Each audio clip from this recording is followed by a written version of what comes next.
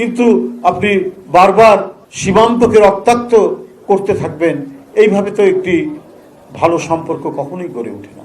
দিল্লিকে অবশ্যই এই রক্তপাত বন্ধ করতে হবে। ভারতে নির্বাচন হচ্ছে কি হচ্ছে তাদের নিজস্ব ব্যাপার, এটা সেখানকার জনগণ যে কাউকে ভোট দিতে পারেন, যে কোনো দলকে তারা ক্ষমতায় নিয়ে আসতে পারেন, সেখানে আমাদের কোনো কথা নেই।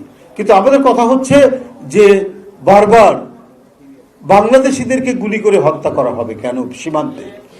এই সীমান্তে রক্তপাত কতদিন বন্ধ হবে? কতদিনে বন্ধ হবে? এত আলোচনা করার পর এবং এত সুন্দর বাংলাদেশের সাথে ভারতের সম্পর্ক, অনেকেই বলেন যে অত্যন্ত চমৎকার সম্পর্ক বিদ্যমান ঢাকা দিল্লি, তারপরেও গতকাল দুইজনকে গুলি করে হত্যা করা হয়েছে ব্রাহ্মণবাড়িয়ার এক সীমান্তে। এগুলো কিসের আলামত? এটা তো পৃথিবী, এটা তো বাংলাদেশ, এমনকি ভারতের জনগণও তো চায় না যে প্রতিবেশী দুটি দেশ, সেই দুটি দেশ শান্তিপূর্ণ থাকতে চায়। আমরা আমাদের দেশের মানুষ যাকে ইচ্ছা তাকে ভোট দেবে, সরকার গঠন করবে, তারা নিজেদের ভাগ্য নিজেরা পরিচালনা করবে, নিজেরা ঠিক করবে।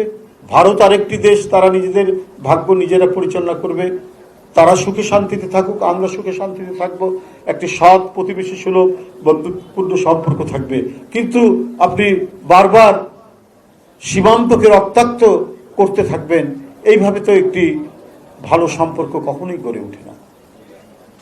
তো সুতরাং দিল্লিকে অবশ্যই এই রক্তপাত বন্ধ করতে হবে। বাংলাদেশের সাথে যদি একটি স্থায়ী বন্ধুত্ব গড়ে তুলতে চান, তাহলে এই যে একটা মানে